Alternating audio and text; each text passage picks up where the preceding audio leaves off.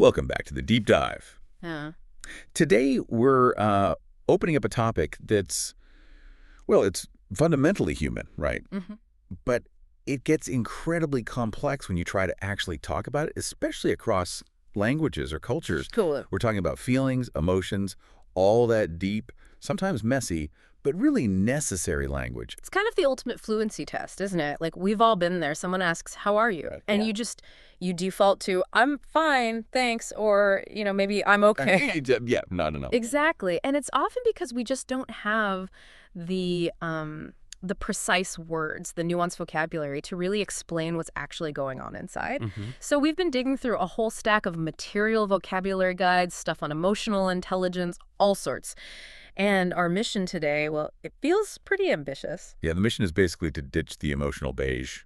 Ah, emotional beige, I like that. We want to help you move past those conversational dead ends. Hmm. Because daily life, it isn't just fine. It's being tired or hungry or maybe totally exhilarated or just slightly annoyed, deeply satisfied. Right. So we want to give you, the listener, this really rich emotional toolkit for better communication, yeah, but also like stronger relationships, And even just knowing yourself better, Right. honestly. greater self-awareness. Exactly. So the goal is to build up this full, rich palette for expressing emotions, not just sticking to the primary colors. Okay, so let's unpack this. Where do we start? I guess with the basics, the scaffolding. Yeah, the linguistic scaffolding, the grammar that kind of holds all these colorful words together. Okay, so when you start expressing feelings, the grammar is actually, well, it's pretty helpful because it's reliable. Mm-hmm. So there's two main structures you'll use constantly, and they're built around the verbs to be and to feel. Right. So you can say I am adjective, like I am happy, or you can say I feel adjective, I feel happy. And in most simple cases, like you said, I am happy, I feel happy, Yeah. they basically mean the same thing, right? They're interchangeable. Pretty much. They form the absolute foundation for expressing how you are, your state. And the adjective, obviously, that's the word, doing the heavy lifting, defining the actual feeling. Okay, but let's level that up straight away. Let's talk about tense. Because I remember our sources mentioning this subtle thing, but it's actually critical, the difference between simple present and present continuous. Ah, yes. Okay. So if you say, I feel happy, using the simple present, that can suggest it's like a general state for you. Maybe you're just generally a happy kind of person. Right, like your baseline. Exactly. Uh-huh. But if you switch to the present continuous, I am feeling adjective, like I am feeling happy, you're immediately signaling something different. What's that? That this is a temporary state. It's how you feel right now in this moment. Think about, I feel sad. That could sound quite serious, like maybe you're unhappy generally. Yeah, it sounds heavier. But if you say, I'm feeling sad today, it isolates it. It pins the emotion to the present moment, makes it sound much more transient, manageable. Okay, that makes sense. That little shift in the verb feel versus am feeling adds a whole layer of depth. It nails down the timing. Totally locks it down. Okay, so we've got the basic structure. Now, what about intensity? Because feelings aren't just on or off, right? You need to adjust the dial, especially maybe with negative ones. Absolutely crucial. We need ways to move beyond just sticking very or extremely in front of everything. Right. Sometimes you need to tone it down, and the most basic ways to do that are using a bit or a little. Yeah. Like, I'm a little bit sad. Exactly. It instantly softens it compared to just I am sad. It manages the weight of the statement. Yeah. Makes it less dramatic, maybe. Definitely. And as we get into more like fluent, natural English, C1, C2 level stuff, there are other ways too, right? What about quite or Them. rather? Good ones. Yeah, using quite or rather also adjusts the intensity, but they have a slightly different flavor. I'm quite tired, for example. How does that land? Well, it often signals that the tiredness is noticeable. Definitely there, but maybe not, like, completely debilitating. It can be a bit of an understatement sometimes. Okay. And I know quite can be tricky. Like in British English, it can mean very, but in American English, it's often milder. Exactly. In American usage, it's often a more moderate intensifier or even a slight downplayer, so it's often perfect for polite conversation, not wanting to sound too extreme. Got it. Okay, so we have the framework, the grammar, the ways to adjust intensity. Now let's get into the actual feelings, the big ones. The primary colors of emotion, the ones everyone gets, pretty much regardless of culture. Let's start with happy, the good one. The goal. Yeah, that wonderful feeling of like joy, pleasure, just feeling content. It's smiling, laughing. Everything just feels good. Right. You use it when you get a nice compliment, or maybe, yeah, when the sun finally comes out after days of rain. It's fundamental. Then there's sad, the flip side. Mm-hmm. The state of being unhappy often comes with low energy, maybe crying, missing someone. Our sources kind of categorize this as the main response to loss Right. or disappointment. Yeah, that's a core trigger. And just being able to name it, to say, I am sad, that's huge for emotional honesty, for connection. Okay. And the third primary color, angry. Ah, yes. Anger, often described as like hot, physical, powerful. Like a visceral feeling. Totally. Physiologically, it's that fight response kicking in. You feel angry when something feels really unfair, or when you're blocked from getting something done, or, I don't know, your computer crashes right before a deadline. Oh yeah, technology rage. That's a real thing. It demands a reaction, doesn't it? It really does. So these three, happy, sad, angry, they're the absolute starting point. If you can use these accurately, you can basically describe the emotional weather of most days. And that's a massive step forward in connecting with people. Okay. But beyond those core emotions, we also have to talk about physical states, right? Because those are feelings too. They signal what our bodies need right now. Absolutely. They're essential states, like tired. Just low energy. Needing rest or sleep. And we should be specific here, shouldn't we? Are you physically tired, like after a long run? Or are you mentally tired? Like after hours of staring at a screen, doing deep work. Right. The word tired covers both, but the context, the why, that's what makes the conversation interesting. And then the really basic survival ones. Hungry and thirsty. Total survival skills in communication. Right. Saying, I'm so hungry, my stomach is growling, is way more vivid than just, I need food. Ah, yeah. Paints a picture. Yeah. And thirsty, it immediately explains why you might need to duck out for water, especially like after giving a presentation or working out. And this is where we bridge the foundation, just naming the feeling to actual conversation, mastering the power of because. Ah, the because. Simply stating a feeling like I am tired is a bit passive. Yeah, it just hangs there. But linking the feeling to its cause using because, that makes the conversation dynamic. It gives the listener immediate crucial context. This is what moves you out of that like beginner conversational space, doesn't it? You go from I am angry, okay, to I am angry because the bus was 30 minutes late and I missed my appointment. Boom. You've shared the emotional result and the factual reason in one go. It's elegant. And it shows a certain emotional maturity too, right? It shows you've actually thought about the cause of the feeling, not just the feeling itself. Definitely. But here's a subtle point that came up in the sources. If you use because too often, especially for negative feelings, can it start to sound like defensive or like you're over-explaining everything? Ooh, that's a great question. Yeah, I can see that. If every single time you say something negative, you feel the need to tack on a because, it could sound like you're constantly justifying yourself. So what's the balance then? I think the balance is using it when the feeling is maybe stronger than expected or when the reason isn't obvious and provides really essential missing information. Okay. Like if I walk in and I look visibly exhausted, I probably don't need to say I'm tired because I stayed up late. People can probably guess. Right. It's kind of implied. But if I'm acting really grumpy for no apparent reason, then adding context is helpful. Like, sorry, I'm a bit irritated because I've been wrestling with this stupid tech problem all morning. Gotcha. Context is key. Use because when it adds necessary clarity or explains something unexpected. Exactly. So with that skill linking cause and effect and remembering that subtle timing thing, I feel versus I am feeling, we're ready to start mixing the paints, right? Develop that emotional palette. Let's do it. Build the palette. Okay, let's start with happiness again, but move way beyond just very happy. Right. What if you're looking forward to something amazing, like a holiday you've booked or meeting up with an old friend you haven't seen in ages? Then you're excited. That's the word. It's positive, it's energetic. It's all about looking forward to something good, like a restless kind of happiness. Yeah, you can feel it bubbling up. Now, for something maybe a bit more contained, still really positive, but warmer maybe, we use delighted. Ah, delighted. Yeah. That feels a bit more formal sometimes. It can be, yeah. It often comes after you receive something nice, like a gift or maybe an invitation or some good news. It's great pleasure, but often calmer than excitement.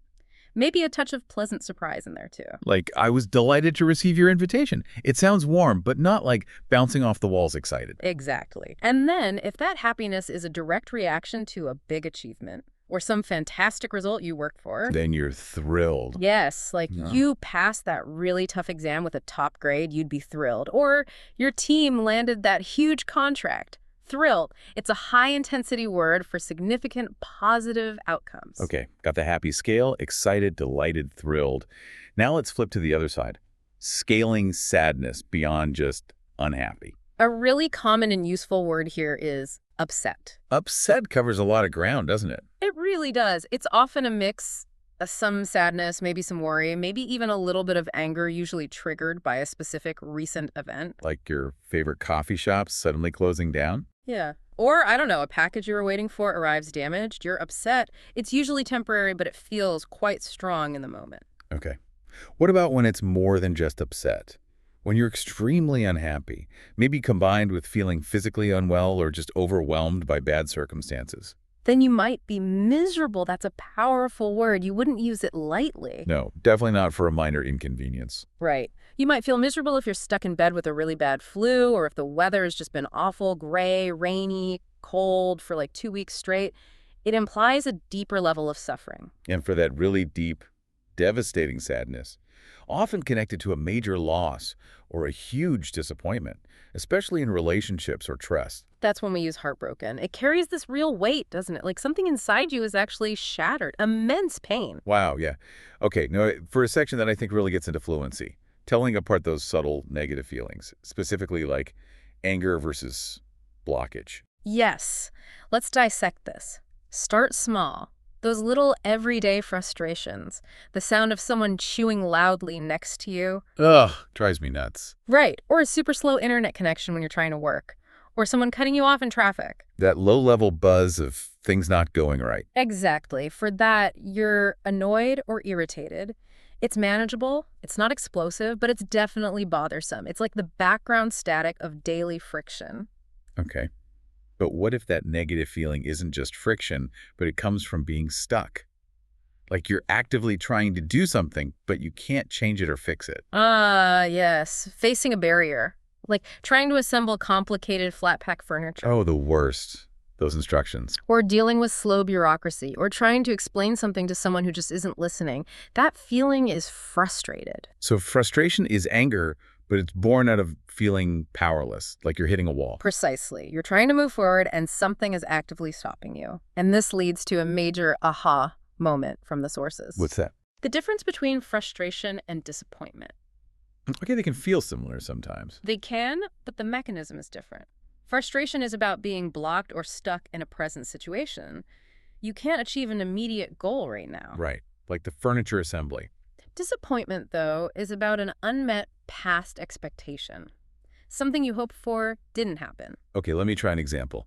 If I'm trying to solve a really tricky puzzle right now and I keep failing, I'm frustrated. Yes, present barrier. But if I was really expecting to get a promotion at work and then I found out I didn't get it, I'm disappointed. Exactly.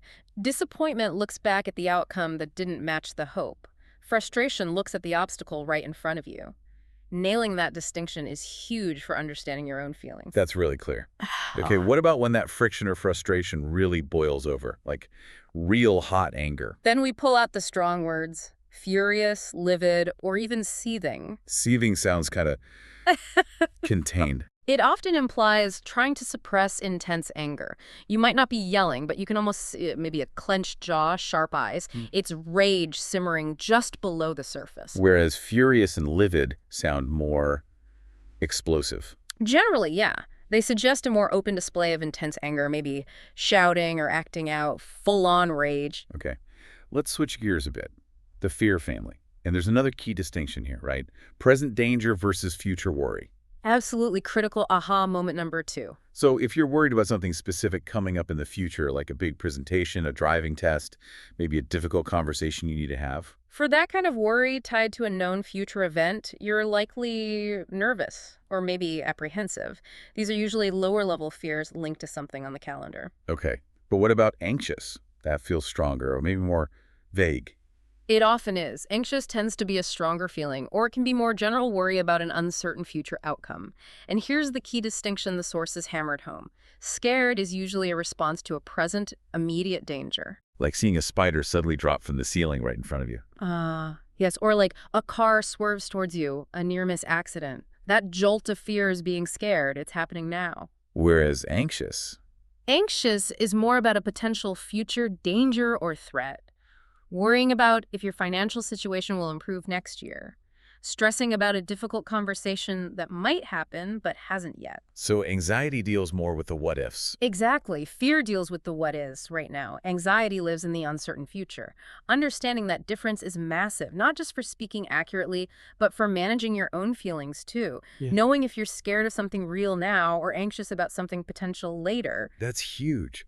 And for the top end of the fear scale, absolute overwhelming fear. Then we use terrified or petrified. Petrified, like turning to stone. Yeah, that's the feeling. If you're petrified, you feel frozen, unable to move or react, just locked up by terror. Wow. Okay.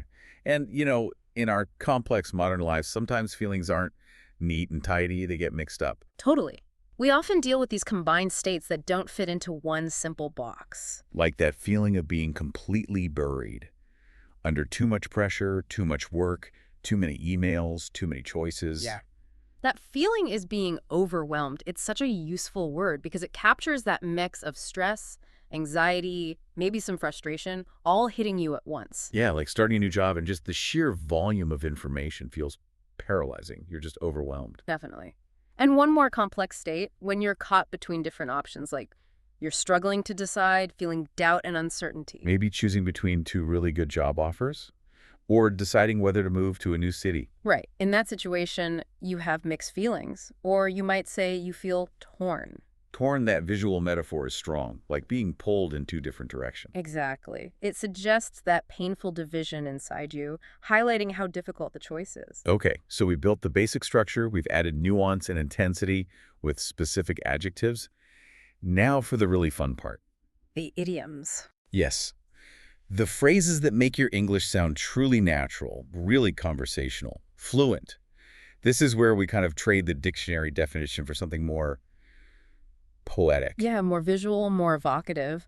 Let's start with happiness again. Expressing that peak happiness, you really can't overuse these positive ones. Like being on cloud nine. Or over the moon. Both mean extremely happy, right? Pure joy. Totally. Cloud nine gives you that image of floating way up high, detached from earthly worries, just blissed out. You use it for really big, life-changing stuff. Like when she accepted my proposal, I was on cloud nine for weeks. Exactly. Over the moon is maybe a bit more common for significant but perhaps slightly less monumental things, like getting amazing seats for a concert or finally finishing a huge project. Still ecstatic, though. Got it. And what about describing the physical look of happiness, that huge smile? You say someone is grinning from ear to ear. It instantly paints that picture, a smile so wide it practically takes over their whole face. Uncontainable joy. Love that one. Okay, shifting to the other side again. Sadness, tiredness, stress.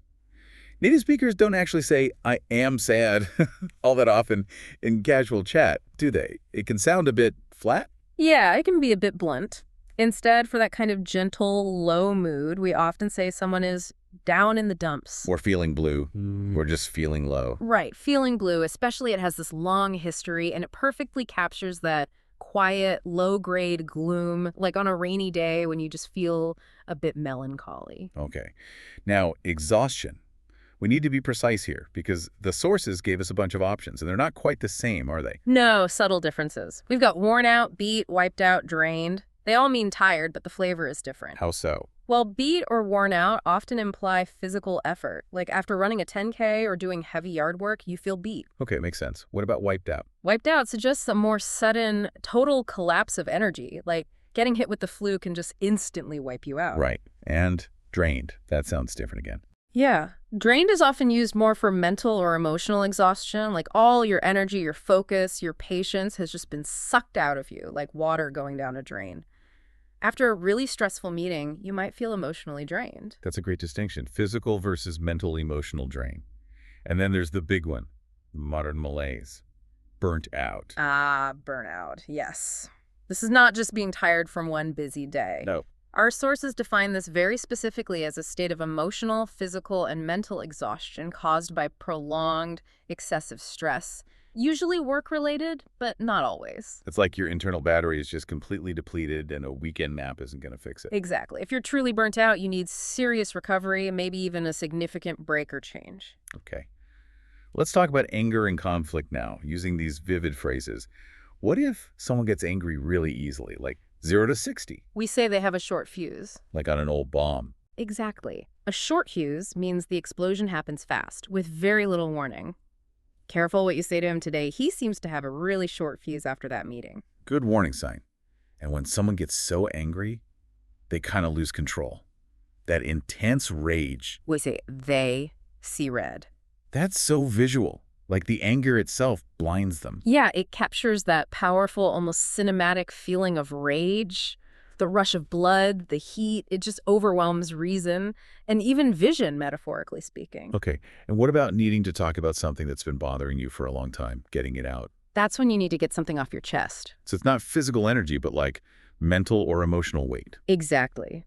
It's used when you need to finally say something that's been weighing on you, a secret, a worry, a complaint you've been holding on to. It's often the phrase you use to start a serious, honest conversation. Look, I need to get something off my chest. Powerful opener. Okay, lastly in this section, fear and maybe shame using idioms. That fluttery feeling in your stomach before something important, like an interview or a first date or public speaking. Oh yeah, I know that feeling. That's having butterflies in my stomach. It perfectly describes that mix of nervousness and maybe a little excitement. It really does. What about when someone plans to do something important, but then right at the last minute, they get too scared and back out? They get cold feet. Like they were going to move overseas, had the tickets booked, then suddenly canceled everything. That's a classic case of getting cold feet. It implies a failure of courage right when it was needed most. Okay. And that extreme fear where you just freeze. You're scared stiff. This links right back to feeling petrified. The fear is so intense it physically immobilizes you, makes you feel rigid, like you can't move. Brr. And one more, expressing really intense embarrassment or shame, or just really, really disliking something. You use hyperbole. I wouldn't be caught dead doing something. Huh. Like me. Go line dancing. Ugh, I would be caught dead doing that. Exactly. It expresses absolute avoidance, usually due to potential embarrassment or just extreme dislike. Total refusal. Wow. These idioms really do add so much color, don't they? They take communication from just functional to actually memorable and, well, human. Totally. They bridge the gap between knowing the words and really speaking the language. Okay, so we've spent a lot of time looking inward, defining our own feelings with all this new vocabulary. But now we need to turn outward.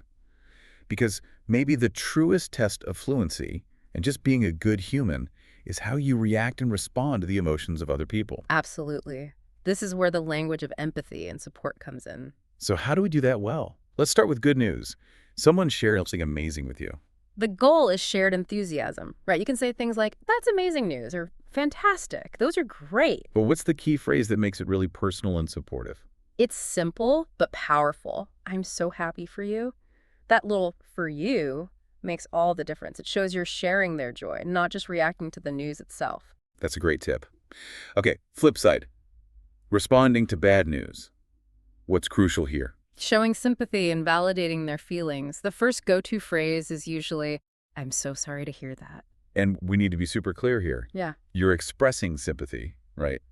You're not apologizing like you caused the problem. Exactly. That's a common confusion for learners. It means, I feel sympathy for your situation, not I apologize. Okay, so you say that, what next? You need to follow up by acknowledging their struggle, validating it. A great phrase is, that must be so difficult for you, or that sounds really tough. Why is that important? It shows you recognize the weight of what they're going through. You're not dismissing it. You're respecting their struggle, and it creates a safe space for them to maybe share more if they want to. Okay, sympathy, then validation. What about offering help? Is there a best way to do that? Yes. Avoid just jumping in with solutions unless they ask. The experts often call this the golden question. Is there anything I can do to help? Why is that the golden question? Because it's empowering. It gives the control back to the person who's struggling. You're not assuming you know what they need. You're letting them tell you. It respects their agency. That makes so much sense. And then maybe wrap it up with something supportive. Definitely. A simple, powerful statement like, I'm here for you. It's a promise of presence, of support, without being pushy. I'm sorry to hear that. That must be so hard. Is there anything I can do? I'm here for you. That sounds like a really solid, caring response. It covers the key bases: sympathy, validation, controlled offer of help, and reassurance. Now, this whole skill set, understanding and managing your own emotions and responding effectively to others, that's basically the definition of emotional intelligence, or EQ. Right, EQ. Such a buzzword now in work and life. And it really starts with an internal conversation, doesn't it? Yeah, the absolute foundation of EQ is self-awareness. Wait. The ability to actually recognize and, crucially, name your emotions accurately as they're happening, like pausing in that moment of anger and thinking, wait, am I just angry? Or am I actually feeling frustrated because I don't feel like anyone's listening? That accuracy is key.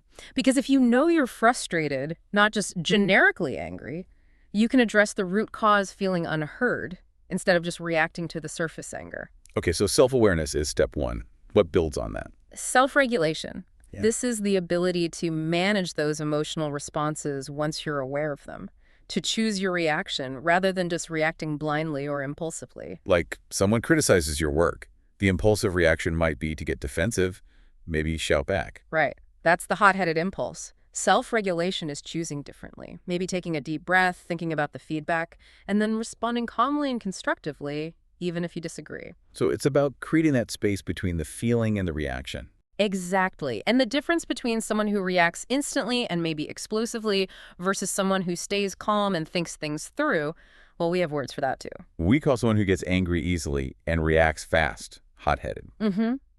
And someone who stays calm, processes things, makes sensible decisions, even under pressure. They're level-headed.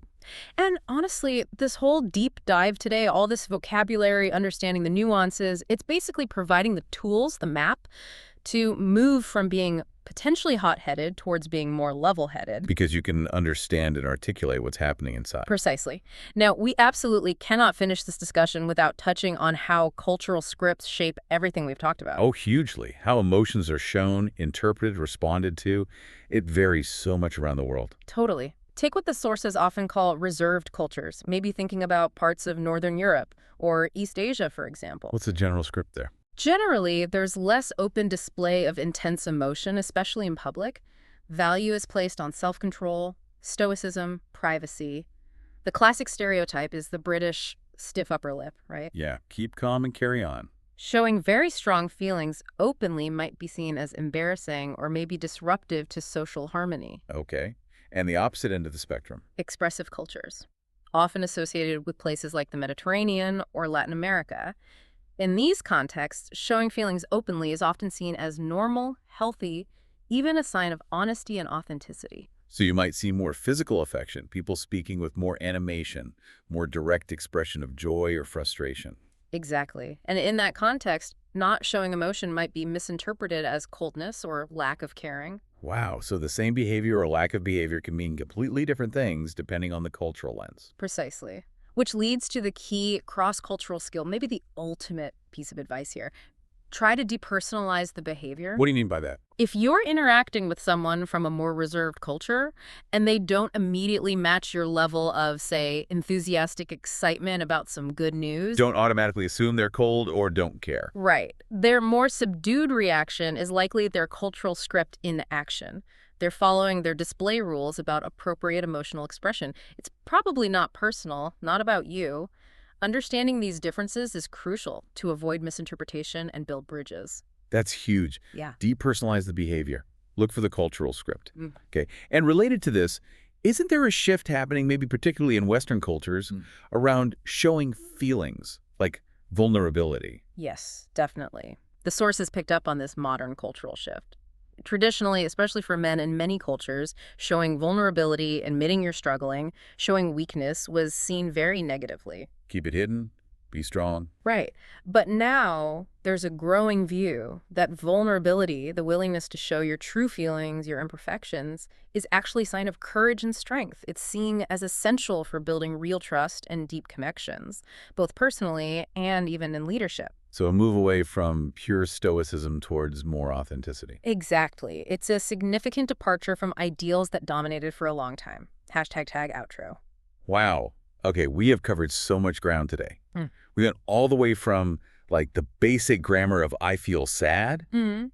to the really complex dynamics of emotional intelligence, cultural differences, even vulnerability. It really was a deep dive. Our whole goal was to help you, the listener, transform your English from just functional, I am fine. Right. The beige. Yeah, ditch the Yeah. beige. Move towards authentically connecting with your own internal world and connecting with others more effectively. And mastering those specific distinctions we talked about, like frustrated versus disappointed, or choosing drained instead of just tired, that gives you incredible precision, doesn't it?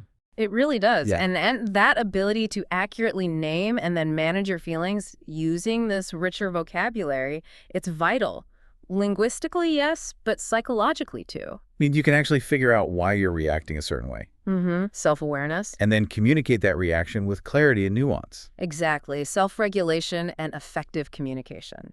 So as you go about your day, your week, let's put this new, colorful language straight to the test. Okay, here it comes. The final thought. Our final provocative thought for you to chew on is this. If you had to describe your emotional landscape over the past week using only 2 of the idioms we discussed today, which 2 would you choose? Ooh, good one. Maybe you were feeling blue earlier in the week, but ended up on cloud 9. Or maybe it was more like being scared stiff about a deadline and now you just feel completely burnt out. So the challenge is, pick 2 idioms. Which 2 best capture your week, and why? Think about the vivid picture those 2 phrases paint together. It forces you to apply this colorful language immediately. Love it. Well, thank you so much for joining us on this really essential deep dive into the language of emotion. Yeah, it was great. Start trying out these words and phrases in your daily life. Notice the difference it makes. Absolutely. Goodbye, everyone. Keep Yeah. practicing, keep feeling, keep expressing, and we will talk to you next time.